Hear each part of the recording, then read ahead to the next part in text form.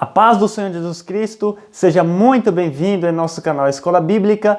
Eu sou o seu irmão, o presbítero Carlos Henrique, e venho através deste vídeo lhe oferecer subsídio da Escola Bíblica Dominical. Estamos começando o terceiro trimestre de 2021, cujo tema geral é o plano de Deus para Israel em meio à infidelidade da nação, as correções e os ensinamentos divinos no período dos reis de Israel. Nesta oportunidade, nós vamos comentar a lição de número 1, que tem por título A Ascensão de Salomão e a Construção do Templo. Se você está aqui pela primeira vez em nosso canal, se inscreva, deixe o seu like, porque toda semana estamos postando vídeos aqui em nosso canal, estamos postando o áudio da lição e estamos postando também o áudio do livro de apoio. Amém? O texto oro nos diz: E não podiam ter-se em pé os sacerdotes para ministrar, por causa da nuvem, porque a glória do Senhor enchera a casa do Senhor. 1 Reis, capítulo 8, versículo 11. Verdade prática. O pedido de sabedoria feito por Salomão a Deus aponta para a maturidade espiritual que Deus deseja para seus filhos. Meus irmãos, a leitura bíblica em classe se encontra em 1 Reis, capítulo 4, versículos 29 ao 34, capítulo 6, versículo 1, versículos 11 ao 14. Vamos para a introdução. Por amor ao rei Davi, Deus permitiu que Salomão estabelecesse um reino sólido, próspero, justo, cheio de glória e poder. Foi durante o reinado de Salomão que Israel atingiu seu apogeu na história. Entretanto, mesmo diante de toda esta grandeza, promovida por sua sabedoria, esse destacado monarca se deixou levar por interesses políticos e desejos pecaminosos. Então, meus irmãos, este é o propósito desta lição, pelo qual nós vamos estudar. Vamos estudar como foi a ascensão do reinado de Salomão e também como foi a construção do templo. Sabemos perfeitamente que Salomão, ele foi o terceiro rei do Reino Unido. Primeiro foi Saul, depois foi Davi, depois Salomão.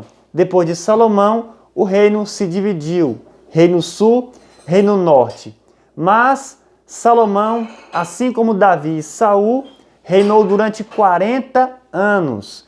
E o reinado de Salomão foi um reinado de paz. Não havia guerras. Deus estabeleceu paz durante os 40 anos em que Salomão esteve no trono. Sabemos perfeitamente, meus irmãos, que Salomão começou muito bem, mas terminou mal. Diferente de outros reis que começaram mal e terminaram bem. Então nós temos muito o que aprender com a história de Salomão. O reino de Salomão foi um reino glorioso. É comparado com o reino de Cristo, que também será um reino glorioso. Então, não adianta nós começarmos bem e terminarmos mal, como Salomão. Temos que começar bem e terminar bem. Podemos até começar mal, mas no final devemos terminar bem. Amém? A Bíblia diz que Saulo começou muito mal, perseguindo a igreja, maltratando a igreja, matando os cristãos, mas ele terminou bem. A Bíblia diz no livro de 2 Timóteo, capítulo 3, onde ele diz: Combati o bom combate, encerrei a carreira, guardei a fé. Ele terminou muito bem, diferente aqui de Salomão, onde nós vamos ver, meus irmãos, minhas irmãs, o tópico de número 1, a sabedoria de Salomão. Número 1, a virtude de Salomão. Antes mesmo de receber a sabedoria como um dom divino, Salomão já apresentava alguns traços dessa virtude, pois ao ser inquirido por Deus quanto a qualquer pedido que quisesse lhe fazer, o grande rei escolhera a sabedoria, do que se depreendesse o quanto já era sábio. Meus irmãos, nós vamos ver aqui que Deus apareceu para Salomão e perguntou para ele o que ele queria. Deus só fez essa pergunta para Salomão porque Deus sabia o que Salomão iria pedir. Deus não é bobo. Deus não ia aparecer para Salomão sabendo que Salomão iria pedir mulheres, ou fama, ou riqueza. Deus nunca ia perguntar isso para Salomão. Deus só perguntou para Salomão porque Deus sabia o que ele iria pedir. A Bíblia diz que Deus sonda os nossos corações. Ele sabe o que se passa na nossa mente. Então Deus apareceu para Salomão e perguntou para ele: pede-me o que quiseres que eu te darei. Então Salomão já vai demonstrar que ele era sábio. Por quê? Porque ele vai pedir o que ele precisa, o que ele realmente necessita. Ele pediu sabedoria e conhecimento para dirigir o povo de Israel. Ele não sabia como entrar e como sair. Então ele precisava de sabedoria para dirigir este povo tão numeroso. Mas me chama a atenção que Davi havia aconselhado Salomão a pedir isso. Davi disse para Salomão que ele deveria buscar sabedoria. Então, quando Deus apareceu para Salomão, isso já estava no seu coração. E ele pediu a Deus sabedoria, conhecimento e largueza de coração. No número 2 vai dizer: o sábio pede sabedoria. Ao pedir sabedoria, Salomão mostrou um homem humilde. É verdade. Salomão se mostrou humilde. E isso pode ser constatado em uma das respostas que deu ao Senhor. Por que Salomão se mostrou humilde naquele momento? Olha o que Salomão disse: sou ainda menino pequeno, não sei como sair nem como entrar. Salomão não se exaltou, dizendo: Deus, eu sei governar este povo, eu sei dirigir este povo, eu sei como aconselhar este povo. Ele não se exaltou, ele foi humilde. Ele disse: Senhor, eu ainda sou menino pequeno. Um menino pequeno é dependente. Salomão era dependente, ele era de menor. Alguém de menor é dependente dos pais. Salomão era dependente de Deus. Meus irmãos, nós temos que ser de menor. Devemos ser dependentes de Deus. Devemos ser humildes e dizer: Deus, eu preciso de Ti. Dai-me sabedoria, dai-me inteligência, dai-me conhecimento. Me capacita para mim fazer a Tua obra. Olha que exemplo tremendo Salomão nos dá, não é verdade? Então ele disse: sou ainda menino pequeno, não sei como sair nem como entrar. Número 3, a sabedoria na prática de vida. Tiago escreve em sua epístola que existe uma falsa sabedoria que se evidencia pela inveja e sentimento faccioso. Essa sabedoria não vem de Deus, mas é terrena, animal e diabólica. Meus irmãos, biblicamente falando, existe 2 tipos de sabedoria. Tiago capítulo 3, versículo de número 15. Essa não é a sabedoria que vem do alto, mas é terrena, animal e diabólica. Porque onde há inveja e espírito faccioso, aí há perturbação e toda obra perversa. Primeiro tipo de sabedoria, a sabedoria terrena, a sabedoria animal, a sabedoria diabólica. Essa é a sabedoria que vem da parte do diabo. Essa não é a sabedoria, meus irmãos, que nós devemos ter. Qual é a sabedoria que nós devemos ter? A sabedoria do alto, que é primeiramente pura, versículo 17. Depois pacífica, moderada, tratável, cheia de misericórdia e de bons frutos, sem parcialidade e sem hipocrisia. Esse é o segundo tipo de sabedoria, é a sabedoria que vem do alto. Foi essa sabedoria que Salomão recebeu, a sabedoria do alto. Existe aquela sabedoria que advém através dos livros, mas esta sabedoria que Salomão recebeu não foi através dos livros, ela veio do alto. E a Bíblia fala dessa sabedoria que nós devemos pedir a Deus, pelo qual nós vamos receber. Porque se tem algo que Deus quer é que sejamos sábios, não é verdade? Então devemos pedir. Tópico 2. A consolidação do poder. Número 1. A glória do reino de Salomão. O reinado de Salomão não apenas se tornou amplo em termos territoriais, mas foi firmado e estabelecido em paz e justiça. O povo de Judá e Israel tinha tanta fartura e vivia em tão boas condições que podia até festejar e se alegrar. Todos os governos, quando administrados sobre essas premissas, se tornam duradouros, trazendo ao povo paz e segurança. Todos nós que somos alunos e professores da escola bíblica dominical, somos conservadores dos bons costumes. E é tão bom quando há um governador que defende a família, que defende a igreja, que defende os bons costumes, não é verdade? Que defende, a vida. Aqui Salomão, ele era um rei que reinava com muita sabedoria. As leis que ele estabelecia eram leis boas, que favoreciam o povo.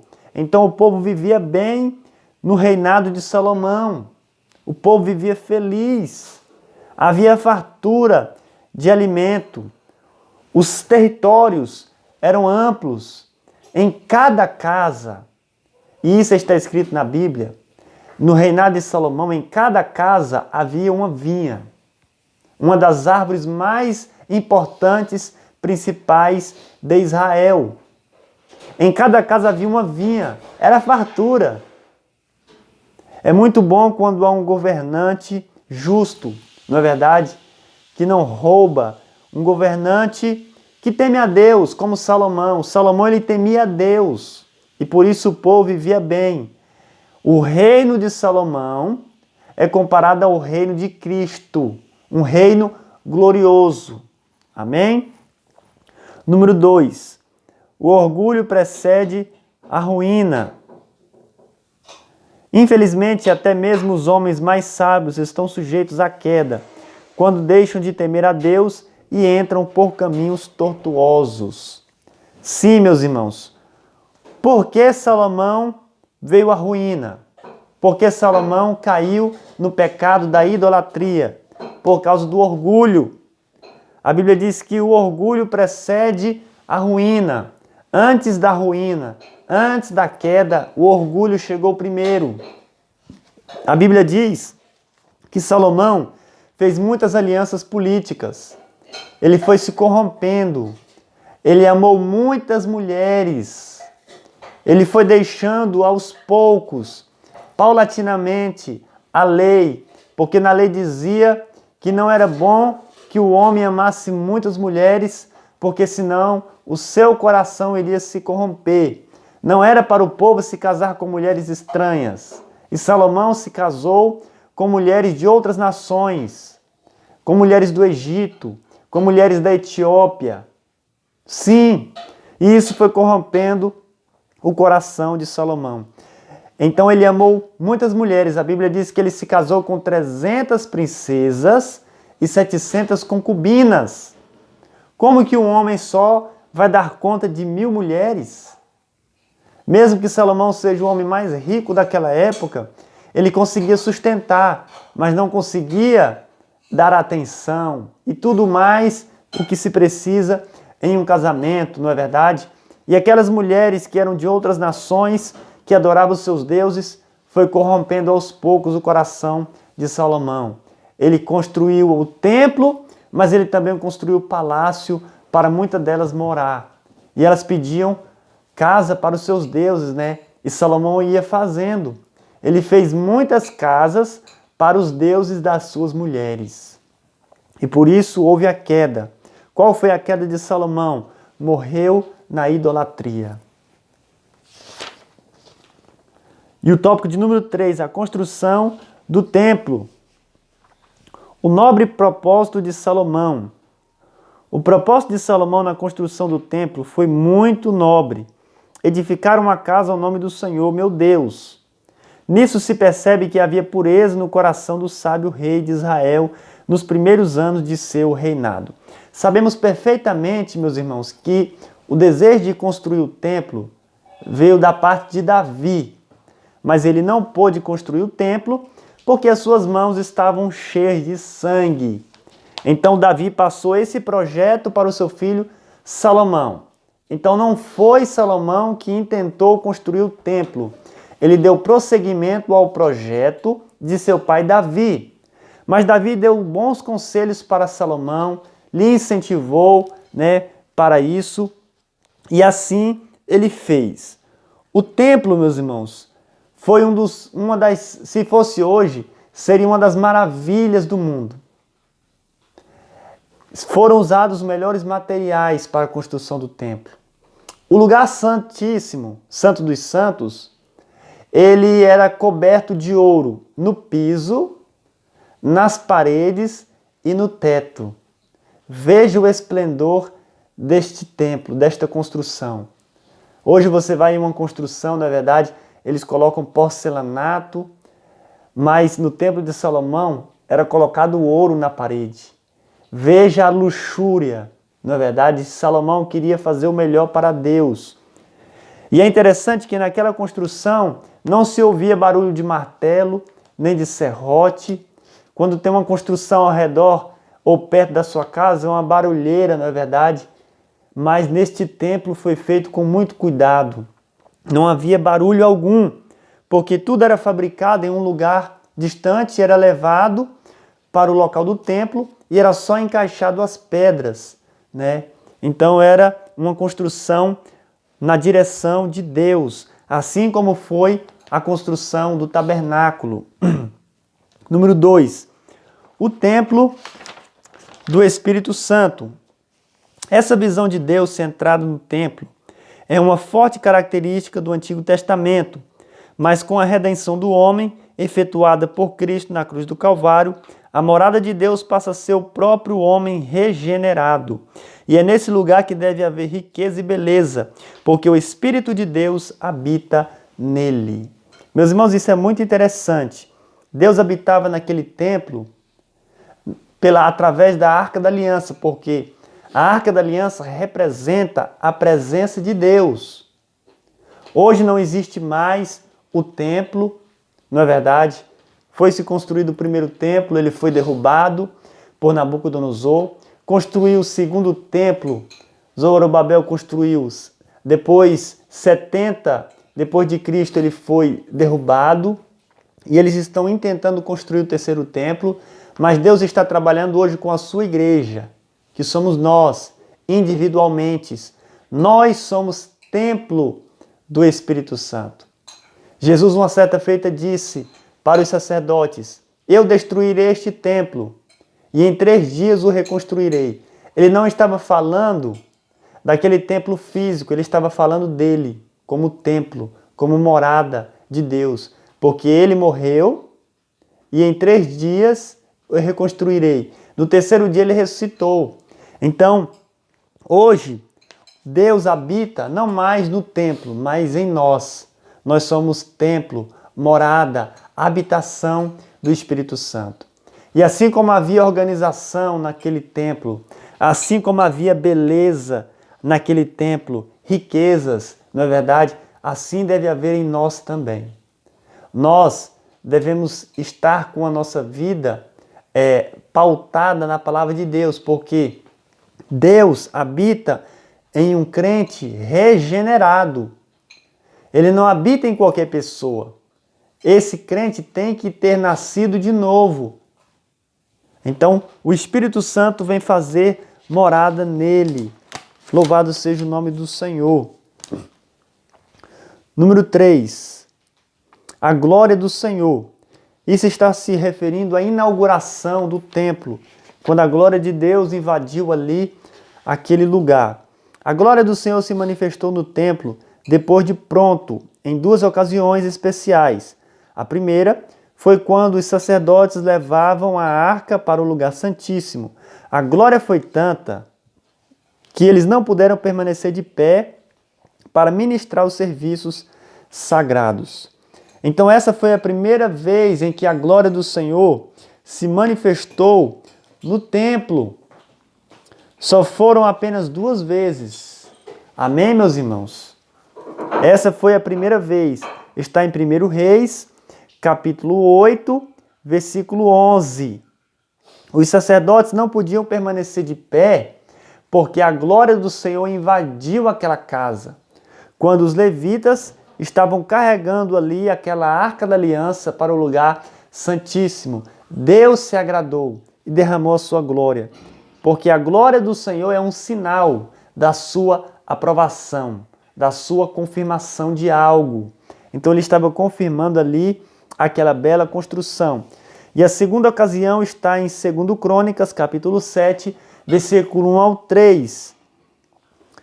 A glória do Senhor se manifestou quando Deus respondeu a Salomão. Quando o templo foi inaugurado, Salomão fez uma oração muito linda. Os irmãos sabem perfeitamente.